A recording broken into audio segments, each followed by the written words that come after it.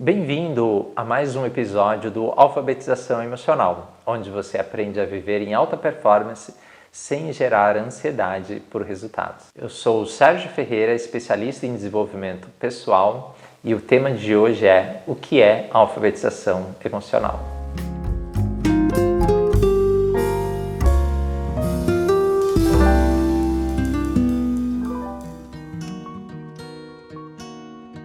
Bom, eu escolhi a expressão alfabetização emocional porque eu acho ela ao mesmo tempo impactante, né? Afinal, ninguém quer ser analfabeto, né? Então ela traz essa provocação no sentido de estimular você a desenvolver muito mais a sua percepção das suas emoções, né? Percepção, que eu quero dizer, é entender qual emoção você está vivenciando ali, né? Qual é a intensidade dessa emoção, né? Ela pode ser subdividida, ela pode ser expandida, então essas percepções são muito importantes. Também no sentido de você ler as emoções das outras pessoas, né? Ler as suas emoções, ler as emoções das outras pessoas, e desta forma a gente enriquece muito mais os nossos relacionamentos e principalmente a nossa percepção, né? As emoções, o entendimento das emoções é extremamente crucial para o autoconhecimento, para o autoestudo, né? Essas percepções vão trazer mais reflexões. E quando a gente fala aqui de emoção, né, a gente está falando agora nesse contexto de uma forma bem ampla, tá? Então a gente está falando do emocional, do nosso corpo emocional. Então, ou seja, inclui emoção, sentimentos, temperamentos, estados de ânimo. Então são todos esses elementos que estão dentro do nosso corpo emocional. Emoção, ela é um tanto difícil de se definir, né? Mas a gente pode dizer assim de uma forma mais simples que emoção é aquele estado, aquilo que te ocorre de uma forma mais espontânea e geralmente rápido, né? E sentimento, são sensações que têm uma duração muito maior. Então muitas vezes a gente tem uma emoção e depois dela vem um sentimento. Você fica ali, talvez ali com um estado também. Quando a gente fala da alfabetização emocional, a gente está colocando realmente uma amplitude bem grande, em comparado, por exemplo, quando a gente fala em inteligência emocional. Vários protocolos de inteligência emocional vão falar bastante sobre competências, né, de se desenvolver competências. E aqui na alfabetização emocional a gente quer pegar desde o comecinho, ou seja, desde as sensações que a gente tem no corpo, onde a gente sente as emoções, a duração dela, quais são, o que ela afeta, né? A emoção, ela vem de uma palavra do latim e depois aprimorada no francês, que traz uma ideia de mover-se, né? Então, o entendimento das nossas emoções vai nos trazer muito mais clareza das nossas ações e reações, tá? Então, a gente realiza, a gente faz, a gente reage de acordo com as nossas emoções. Ou seja, mesmo aquelas pessoas que são ditas mais racionais, mesmo as pessoas que, digamos assim, gostam mais de exatas e dizem que não são emocionais, elas também vivem muito as emoções estão muito presentes. Costumo dizer, até mesmo quando a pessoa fala assim, eu gosto mais de matemática, né? Mas esse gostar já traz essa coisa da emoção, né? E esse entendimento das emoções é um entendimento de uma linguagem nossa, né? Na linguagem de nós, seres humanos, e até mesmo de muitos animais. A gente percebe com muito mais clareza o comportamento dos animais, percebendo as emoções deles. Antigamente, até um bom tempo, a gente tinha meio que esse preconceito, esse paradigma de que os animais não tinham emoções. E é muito claro hoje, com os pets mais presentes na vida das pessoas, a clareza de o quanto que eles trazem muito de emoções, né? E as emoções, elas dão uma profundidade na nossa comunicação, ou através das nossas expressões, da nossa gestualidade e até mesmo um tom de voz. Uma mesma frase, um mesmo texto colocado num tom de voz diferente muda completamente a intenção. Uma declaração de eu te amo dito de uma forma seca não traz aquele convencimento, né? Agora, colocando-se emoção, passa-se a acreditar realmente no que a pessoa está falando, né? Passa a sentir ali uma alma, né? Você fala aquela coisa assim, realmente está viva, está presente. Então as emoções, elas trazem bastante esse sentimento, essa sensação de calor, de vivacidade, né? Tanto que a gente percebe isso nas diferentes regiões do próprio Brasil. Você vai num lugar, a gente escuta que as pessoas são mais calorosas, algumas pessoas são mais expansivas, outras culturas são mais introvertidas, mais quietas. E aí, quando a gente faz a comparação com outros países, isso vai ficando ainda mais evidente, né? Então, quando mais emocional, né, as pessoas são, né, ou um país mais emocional, né? Então o Brasil tem bastante isso, né, de emoção, né? A gente fala que os latinos são mais calientes, né, são mais calorosos, né?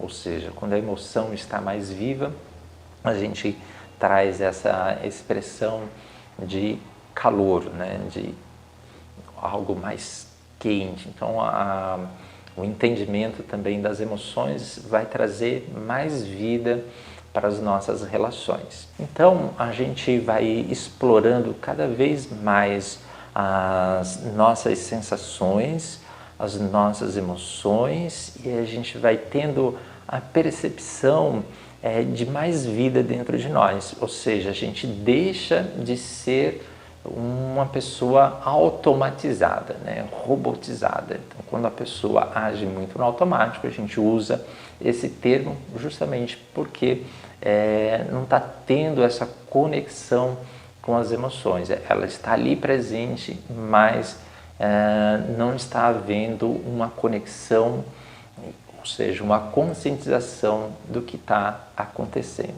Vou deixar aqui um exemplo. Imagina uma pessoa irritada, né? O que faz uma pessoa ficar irritada? Pode ser N coisas, né? Para algumas pessoas, o simples fato de ficar um bom tempo sem comer já traz uma irritação, né? E o que é uma irritação?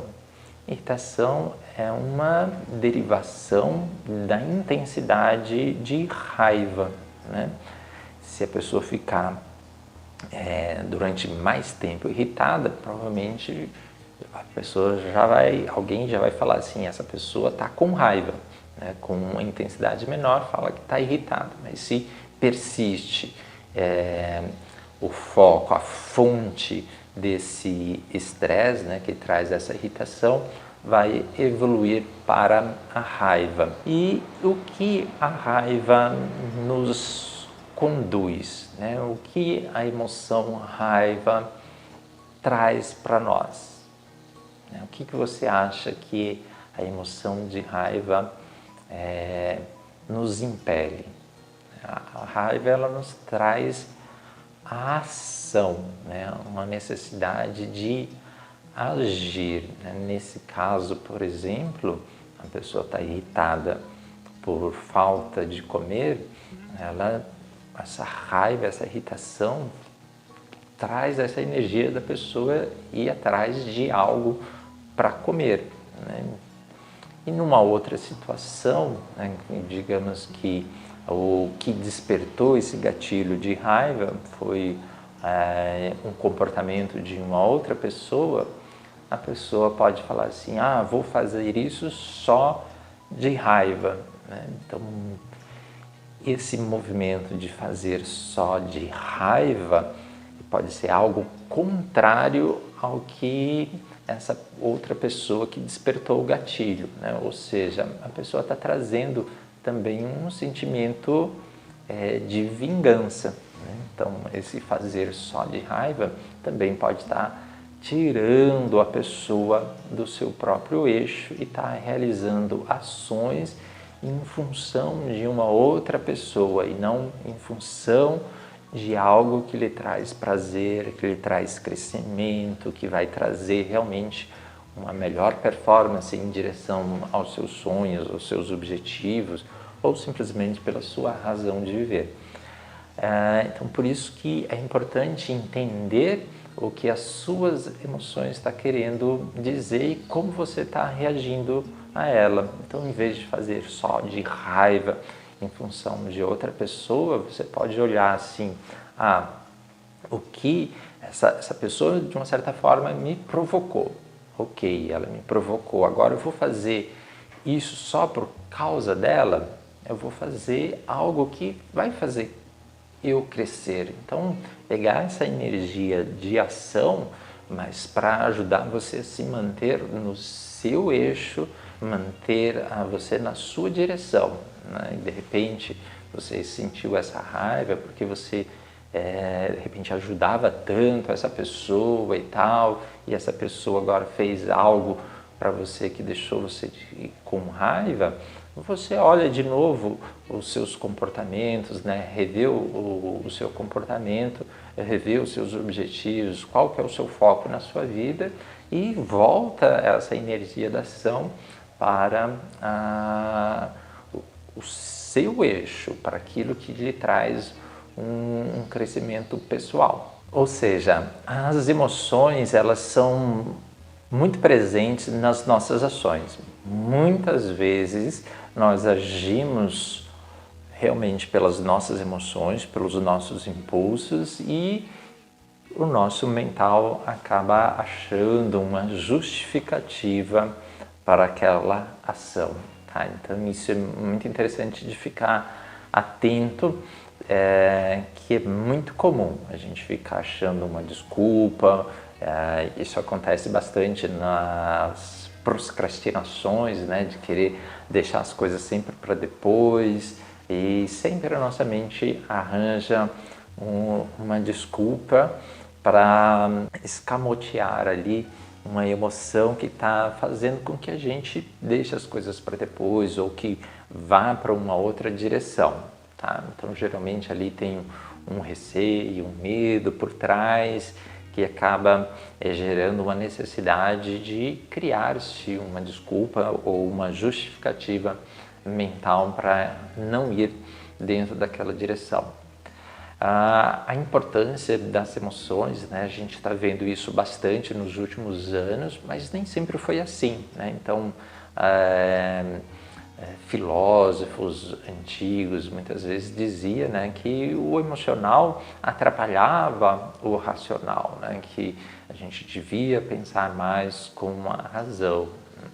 E com isso reprimia muito o emocional, né? Quem já não escutou também falar, né, que a pessoa é muito emocional ou que expressar as emoções pode ser um sinal de fraqueza, né? O que, na verdade, nós precisamos fazer é aliarmos cada vez mais o nosso mental, o nosso emocional, para que o nosso agir seja muito mais consciente, para que ele seja muito mais efetivo, né? Quando nós conseguimos fazer isso, a gente vai ter muito mais bons resultados, né? Então, por isso que também a gente vai se livrando da ansiedade, que é uma emoção muito presente quando a gente fala em ter performance, né? Em busca de objetivos, realizações. Tem vários pesquisas em torno das emoções, algumas divergem sobre os pontos de vista, mas eu acredito que muitas delas se complementam, né? Então essa visão das emoções de um ponto de vista evolutivo, ela é muito interessante porque ela traz como que até mesmo as nossas expressões, algumas expressões são universais, né? Não são todas, mas em função de algumas emoções, de alguns sentimentos, algumas expressões elas são universais. E um grande pesquisador também sobre esse tema, né, que é o Paul Ekman, ele afirma uma coisa que é muito interessante e é muito fácil de ser observado, né? Ele diz que o nosso cérebro emocional, né, que é o cérebro límbico, em algum dos vídeos a gente já falou sobre isso, ele sempre vence, né? Ele tende a vencer, né? Até mesmo aqueles impulsos de sobrevivência, né? Ou seja, os impulsos de sobrevivência é um impulso para comer, né? Um impulso para reproduzir, e muitas vezes quando a pessoa está com um estado emocional muito abalado, a pessoa deixa a sua alimentação disfuncional, seja pelo excesso, seja pela falta, né, da alimentação, ou seja, um emocional tirando uma função essencial para a sobrevivência, né? E a mesma coisa para a reprodução, né, para a sexualidade. Uma ansiedade ou uma emoção que traz emoções que trazem um sentimento de baixa estima, né, inibe a pessoa a se relacionar, ou seja, limita muito as suas funções. Então, as emoções elas estão presentes no indivíduo, né? E o que eu quero dizer com essa ênfase do indivíduo? Isso está na pessoa, ou seja, aonde a pessoa estiver, essas emoções estarão influenciando ela constantemente, seja no ambiente de trabalho, seja num ambiente pessoal, seja no seu lazer. Teve uma pesquisa encomendada pela revista Você S.A., se eu não me engano, no ano de 2000, e ela pesquisava com os empregados, né, com os funcionários, quais seriam as possíveis causas que eles poderiam ser demitidos, né? Então, a grande maioria colocava como a falta de especialização, né, a sua graduação, o seu nível de graduação, ou seja, todo o conhecimento técnico. Por outro lado, nessa mesma pesquisa, com os empregadores, a grande maioria afirmava que tinham que demitir as pessoas por causa dos seus temperamentos, pela falta de garra, né? Ou seja, aquele entusiasmo para agir, para ir atrás dos objetivos, e também em causa das relações interpessoais, porque essas pessoas não cuidavam do seu corpo emocional, né? Não observavam como as emoções estavam agindo nas suas ações, nas suas reações, na sua própria motivação de realização das suas tarefas. E chega um momento, né, seja no relacionamento pessoal, seja no relacionamento de trabalho, não basta cumprir as ações, né? Precisa realmente ter essa garra, essa vontade, esse entusiasmo interno, porque é a partir disso que surge o algo mais, a partir disso que chega a criatividade, a partir disso que começa a surgir coisas novas, seja no seu relacionamento pessoal, seja no trabalho. E isso vai ser fundamental para a evolução geral, né? Ou seja, não adianta a gente ficar querendo extrair as coisas só do racional.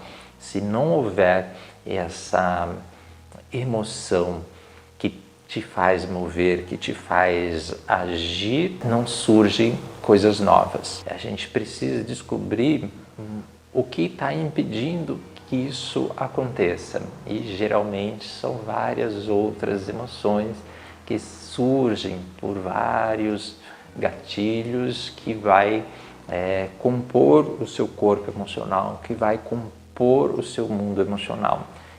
E quanto mais você tiver clareza, mais você vai ter a capacidade de reajustar o rumo, né?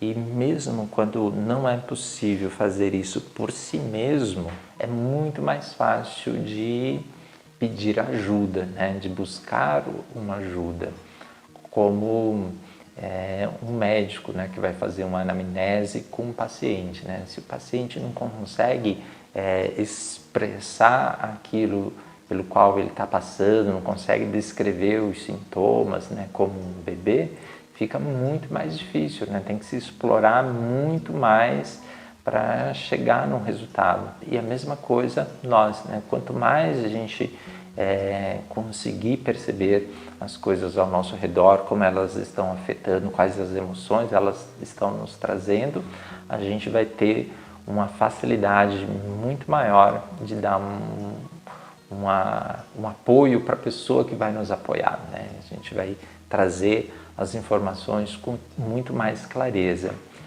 Ou seja, quando a gente tem essa percepção, essa alfabetização emocional e a gente vai interferindo nelas e a gente vai melhorando as nossas ações e as nossas reações, a gente vai conseguir criar um ambiente com um clima emocional muito mais favorável, muito mais colaborativo. Nós temos a presença de algo muito importante, né, que é o reconhecimento, né? O reconhecimento primeiro de você com você mesmo, né? O reconhecer que você está evoluindo, que você está produzindo mais, que você está fazendo, de repente, talvez a mesma coisa, só que de uma forma muito mais leve, de uma forma muito mais rápida, talvez, sendo percebido por outras pessoas também, você percebendo a importância do outro ali no relacionamento, seja profissional, seja na sua vida afetiva, a gente está criando um ambiente assim muito mais quente e com muito mais trocas, né? Porque as emoções, elas interferem muito nas nossas expressões e na nossa gestualidade, ou seja, as percepções, elas ocorrem de uma forma muito direta, né? Aquela expressão, né, de uma primeira impressão, né? O que quer dizer isso? De uma forma muito rápida, né, de milésimos de segundo, você já tem uma interpretação de se ali está amistoso, se não está amistoso, se a pessoa está bem, se ela está alegre, se ela está empolgada, se ela está triste, se ela está receosa. Essas coisas a gente vai percebendo de uma forma muito instintiva e às vezes intuitiva também. Então, a ideia da alfabetização emocional é trazer uma ampliação da nossa consciência, da nossa percepção da interação do corpo e da nossa mente, como essa interação vai produzindo as emoções.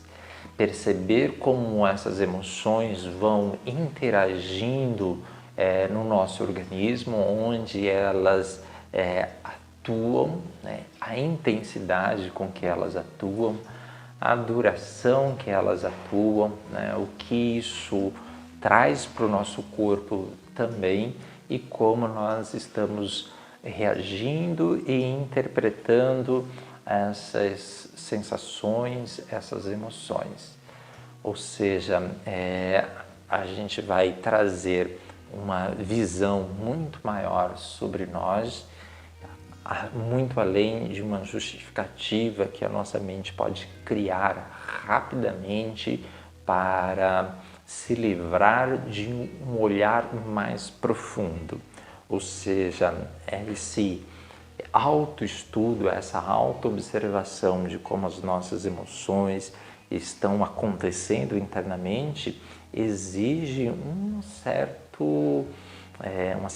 coragem, né, de olhar de verdade para nós, admitirmos determinadas emoções, né, que nem sempre são bonitas, né, que a gente olha nos outros e fala assim, nossa, que feio, e a gente vai olhar para a gente e ver isso também dentro de nós. Isso requer uma certa coragem, uma certa maturidade para vermos isso, continuarmos bem dentro do nosso eixo, aprendermos a agirmos de uma forma diferente, reagirmos de uma forma diferente, dar a volta por cima. Então, usar bastante as nossas emoções para a nossa evolução pessoal, consequentemente, melhorar a nossa interação com o mundo à nossa volta.